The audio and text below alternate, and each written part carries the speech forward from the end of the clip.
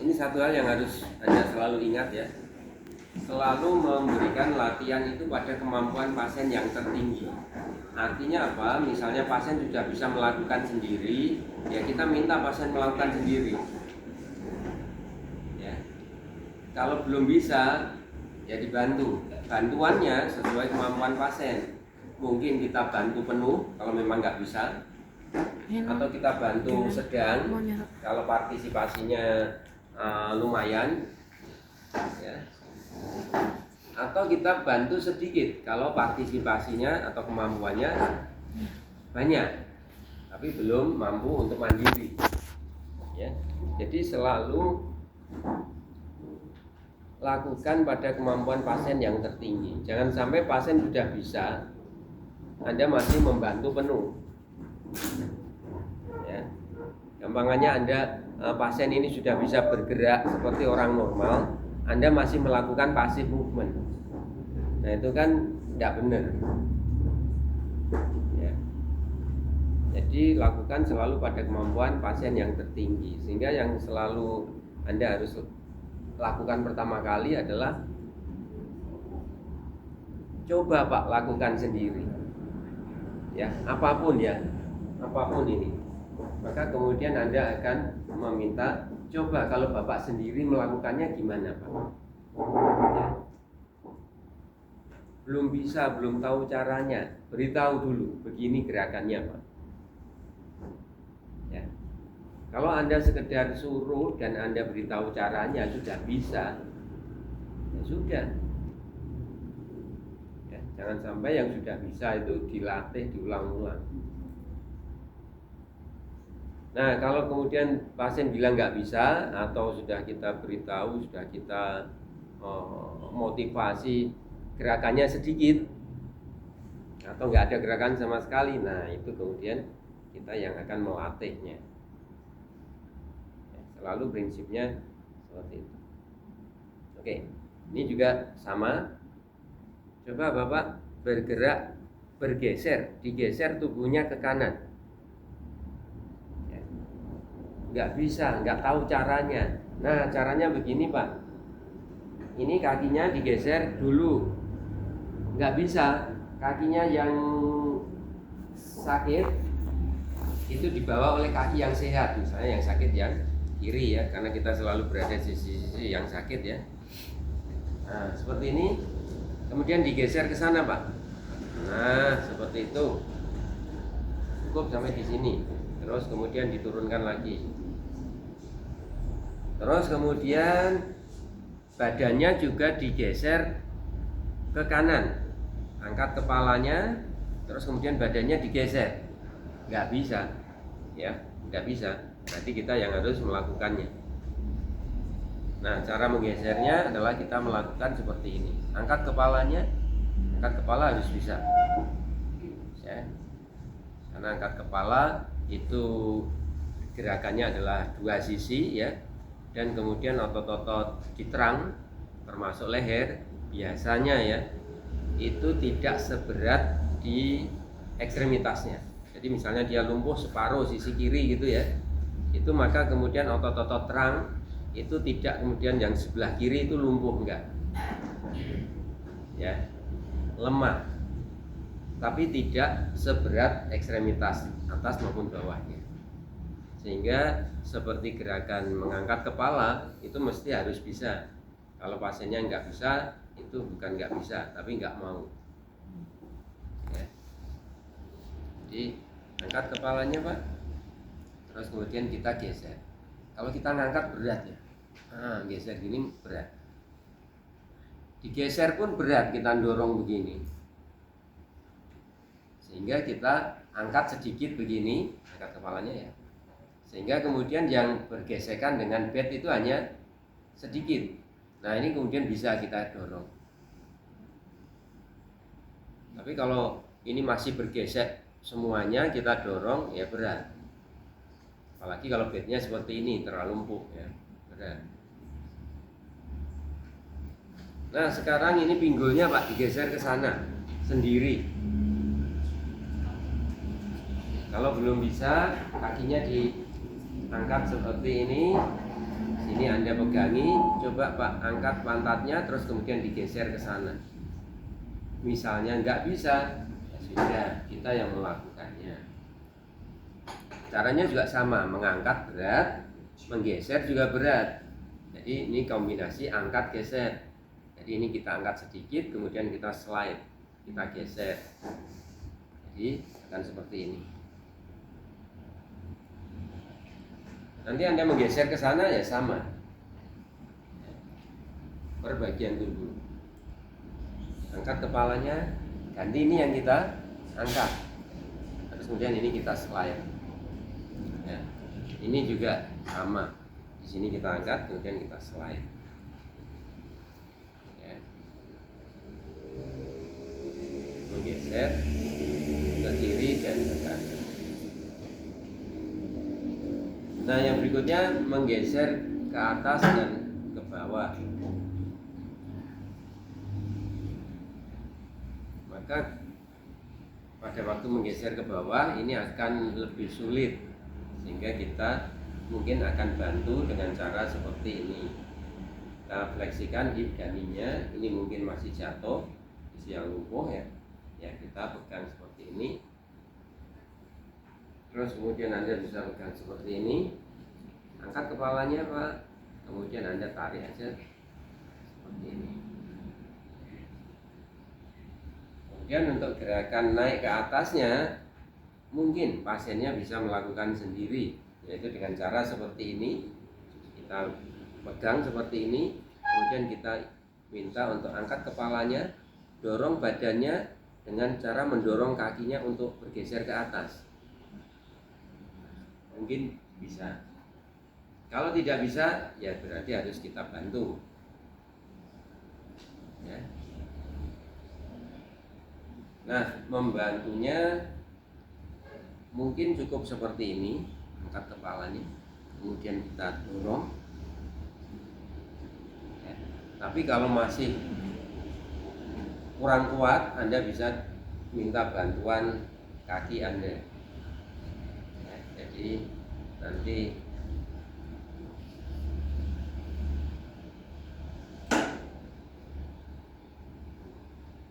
ya, mungkin kaki Anda bisa masuk ke sini.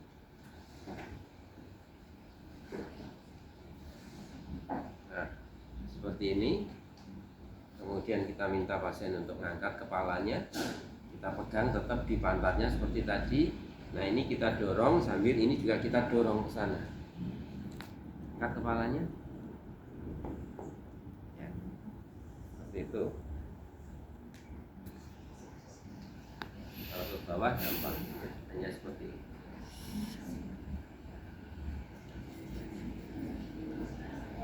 Oke. Jadi ini head mobility, bergerak ke atas, ke bawah, ke kiri, ke kanan. Cara yang paling gampang lagi yang sering dilakukan oleh perawat itu spraynya diambil. Jadi ini terus spraynya dilepas, dua perawat terus kemudian pegang spraynya, nah digeser ke kiri, ke kanan, ke atas, ke bawah, yang digeser spraynya. Nah, setelah bergeser kemudian spraynya ditarik untuk bisa dibetulkan, ditata rapi lagi.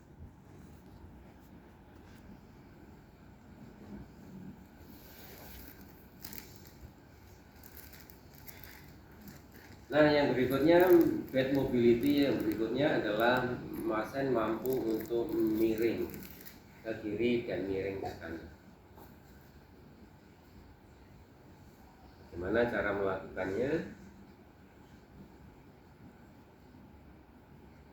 Miring baik ke sisi yang sehat maupun ke sisi yang sakit itu harus kita latihkan ya.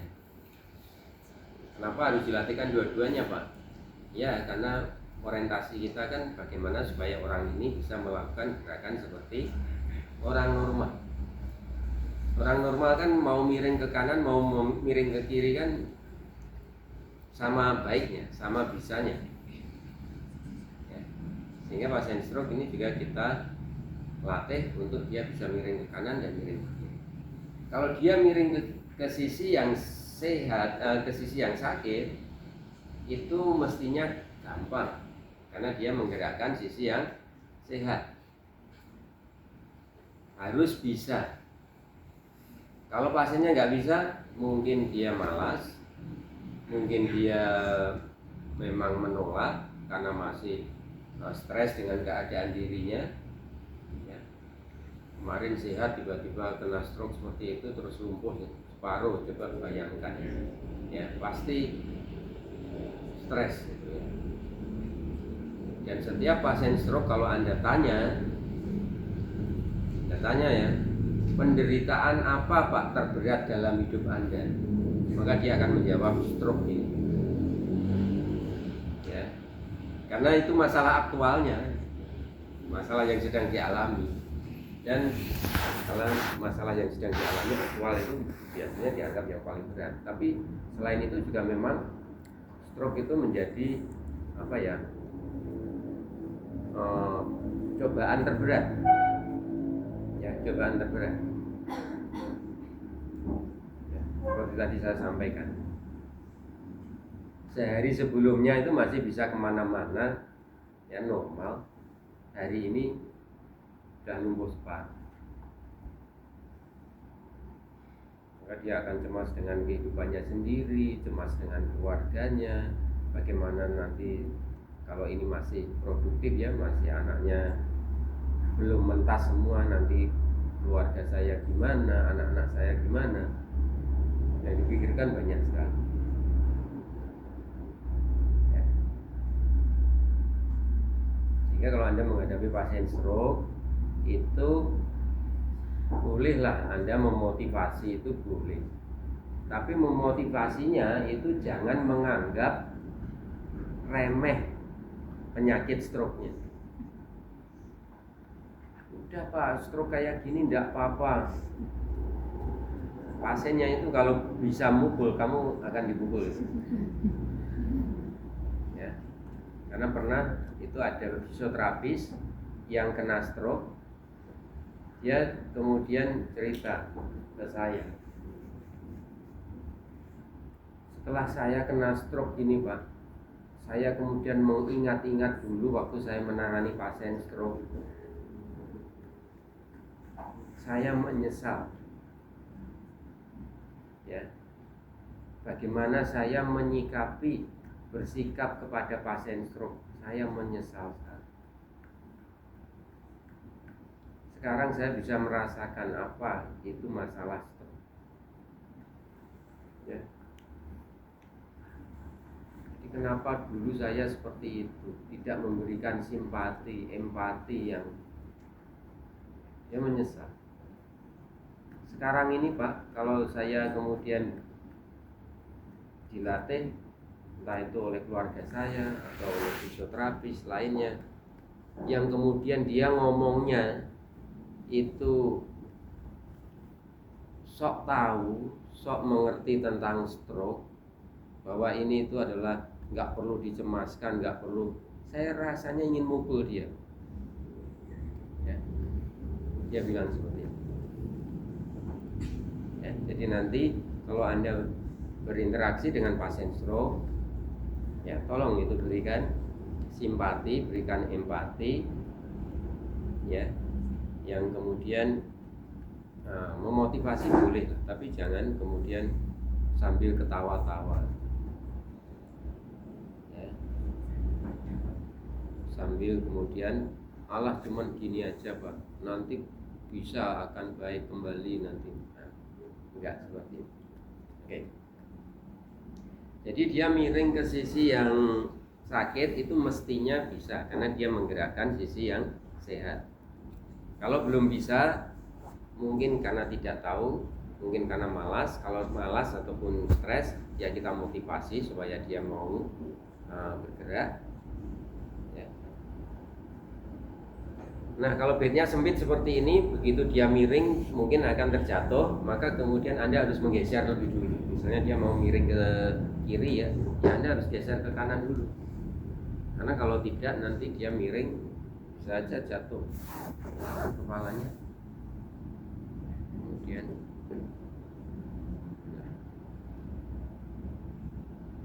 ayo Pak, kita miring ke kiri Pak. Ini Bapak menggerakkan sisi tubuh Bapak yang sebelah kanan. Yang sebelah kanan ini sehat Pak, tidak apa-apa. Jadi Bapak pasti bisa untuk miring ke kiri. Coba Pak, ayo. Yang paling mudah ini boleh kakinya ditekuk seperti ini. Terus kemudian nanti tangannya disilangkan seperti ini. Terus sambil kepalanya diangkat Pak ya. Iya, angkat kepalanya, ayo miring. Nah, misalnya begitu. Bisa toh Pak? Nah, cuman begitu ya, nggak begitu sulit. Coba lakukan lagi, angkat kepalanya, dorong dengan kakinya, gulingkan badannya. Ya. Sebisa mungkin kalau pasien itu kognitifnya baik, punya modal kemampuan, maka latihan itu adalah seperti ini, yaitu kita berikan seperti orang sehat yang misalnya mau belajar badminton. Pelatihnya ngapain? Kalau dia sudah bisa, hanya main perintah ya. Jadi sebisa mungkin kalau kognitifnya baik, kesadarannya baik, dia memiliki modal dasar. Seperti itu yang kita lakukan. Jadi tidak semua itu diawali dengan pasif, fisioterapinya yang aktif, tidak semuanya begitu. Nah, yang problem adalah kalau miring ke sisi yang sehat, karena dia harus mengangkat, menggerakkan sisi yang sakit. Nah, misalnya sekarang yang sakit yang kanan. Pak, katanya fisioterapi harus dari sisi yang sakit. Kalau sakitnya sebelah kanan ya fisioterapinya dari kanan. Enggak seperti itu selalu ya. Contohnya kalau Anda memiringkan pasien, itu sebaiknya pada saat dia posisi miring itu dia melihat fisioterapi. Jangan miringnya itu dengan cara didorong. Karena ini harus selalu berada di sisi yang sakit. Kalau dia yang sakit kanan, berarti saya di kanan. Kalau dia mau miring ke kiri, ini didorong. Nah, itu tidak boleh. Jadi fisioterapi di sini. Begitu dia miring, dia akan melihat Anda. Pasien akan merasa aman. Ya, kekhawatiran untuk nanti kalau saya miring terus jatuh gimana? Itu kemudian tidak ada. Karena kalau pasien itu takut, dia akan ragu-ragu untuk bergerak.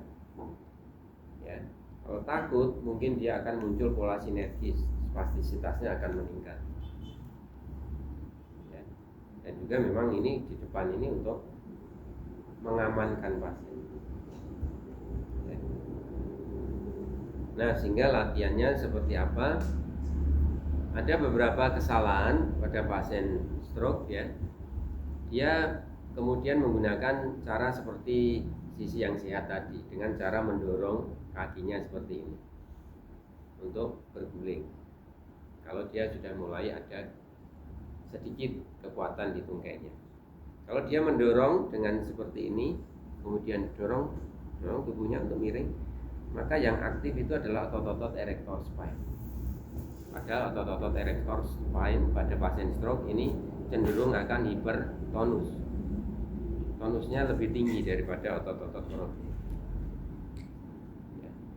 Anda tidak memfasilitasi otot yang lemah, tapi Anda justru memfasilitasi otot yang hipertonus atau cenderung ke arah spastik. Nah, itu tidak benar.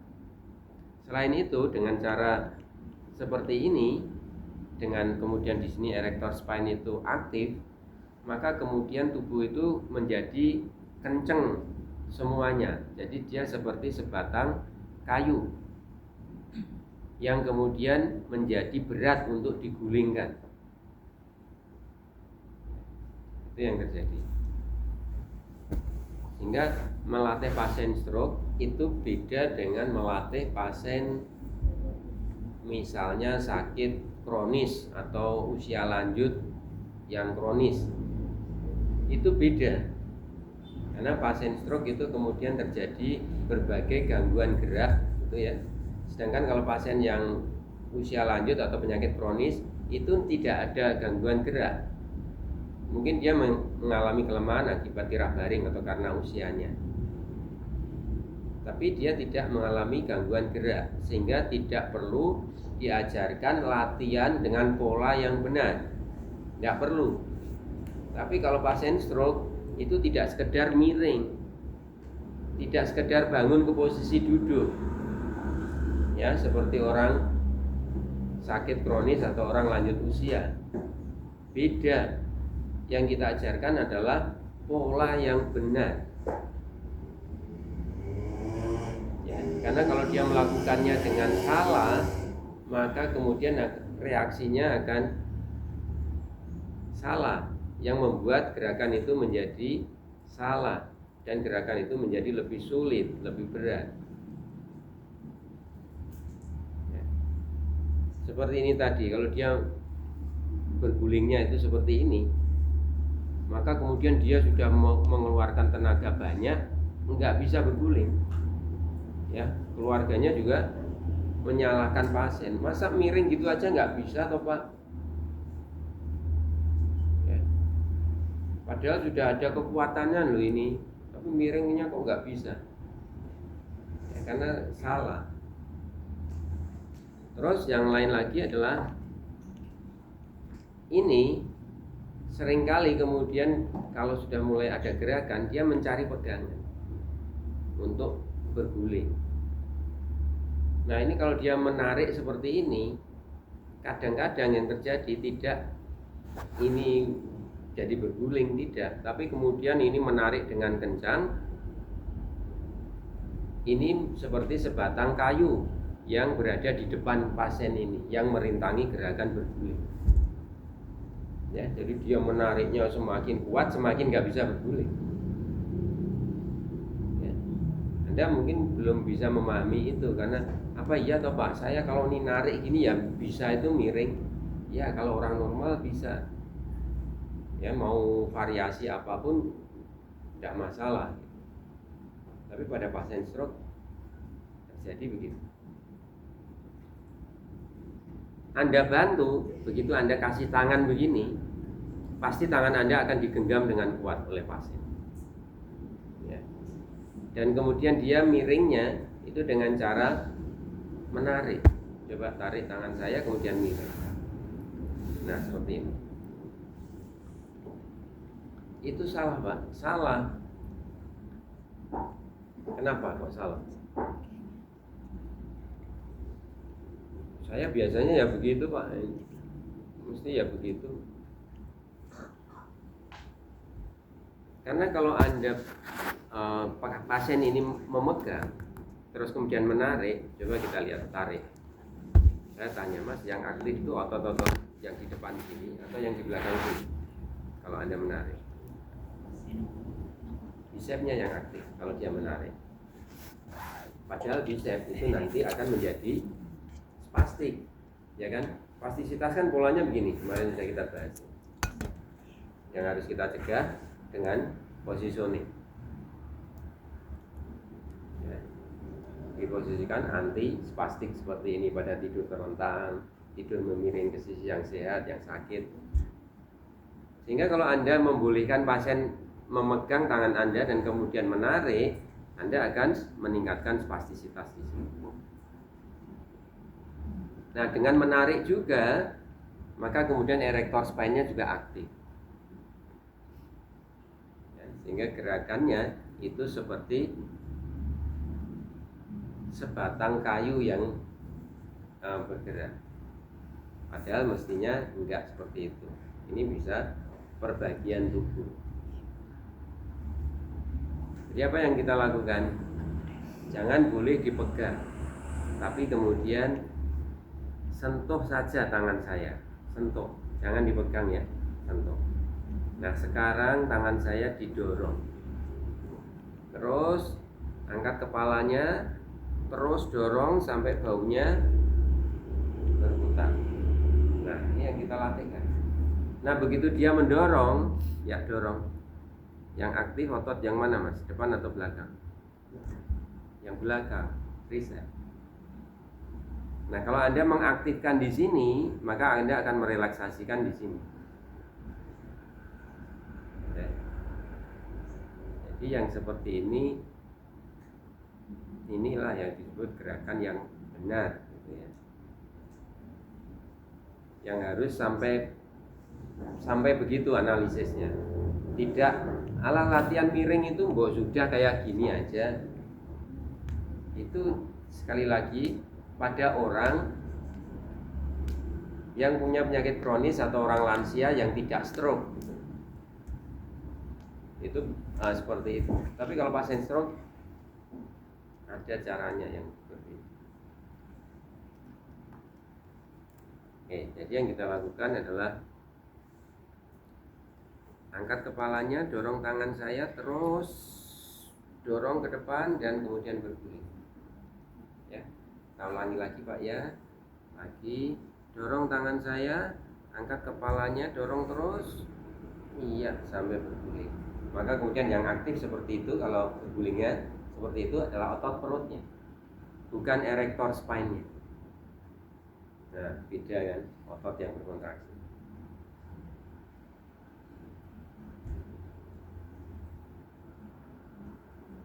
Terus kemudian juga tungkainya. Ini kalau dibiasakan seperti ini, yang aktif nanti erector spine-nya. Terus kemudian yang benar seperti apa Pak? Yang benar adalah yang mengaktifkan otot perut, yaitu dengan cara angkat Pak. Kalau sudah mulai bisa ya, kita minta angkat. Kalau belum bisa, kita bantu. Angkat seperti ini, terus kemudian dorong, gulingkan ke samping seperti ini. Maka kemudian pada waktu dia mengangkat tungkainya, itu yang aktif adalah otot perut, bukan erector spine-nya. Ya, terus kemudian kita minta menggulingkan, mungkin dengan digulingkan dalam posisi lutut lurus atau lutut sedikit fleksi juga boleh. Maka kemudian ini otot perutnya. Nah, kalau kita lakukan kombinasi, maka kemudian dia bergulingnya akan seperti ini. Angkat kakinya, angkat kepalanya Pak, dorong tangan saya, kakinya juga digulingkan, dorong, dorong, dorong.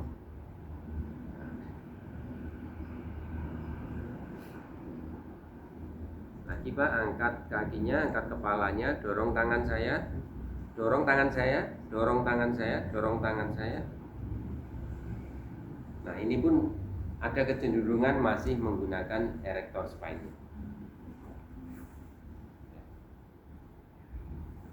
Yang kita inginkan adalah menggunakan otot-otot perutnya. Oke, itu untuk melatih miring. Bergerak kiri kanan, atas bawah, miring. Oke, coba lakukan.